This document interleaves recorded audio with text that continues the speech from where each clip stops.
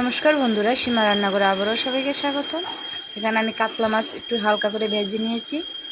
আর এখানে আমি মিক্সারতে পেঁয়াজ কুচি, আদা কুচি, কাঁচা লঙ্কা, শুকনো লঙ্কা দিয়ে দেব। আজকে আমি কাতলা মাছের দই দই কাতলা বানাবো, তার জন্য দেখিয়ে দিলাম। কড়াইতে আমি তেল দিয়ে ভালো করে গরম করে নেব। এবার কড়াইতে আমি পেঁয়াজগুলো দিয়ে লাল করে ভেজে নেব।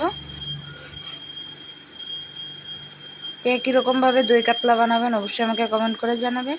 এবার আমি সব মশলাগুলো দিয়ে দেব, দিয়ে ভালো করে একটু কষিয়ে নেব।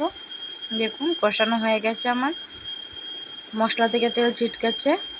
দেন এখানে আমি দইটা দিয়ে দেব, দিয়ে আবার একটু নাড়াচাড়া করে নেব। ভালো লাগলে অবশ্যই আমার চ্যানেলটাকে সাবস্ক্রাইব করে দেবেন, যারা করে দিয়েছেন তাদেরকে অসংখ্য ধন্যবাদ। সামান্য পরিমাণ লবণ দিয়ে দেবো। এবার আমি মাছগুলো দিয়ে দেবো। দেন এখানে সামান্য পরিমাণ চিনি দিয়ে দেবো, দিয়ে নামিয়ে নিলে রেডি হয়ে গেল আমার দই কাতলা। কীরকম লাগছে অবশ্যই জানাবেন বন্ধুরা।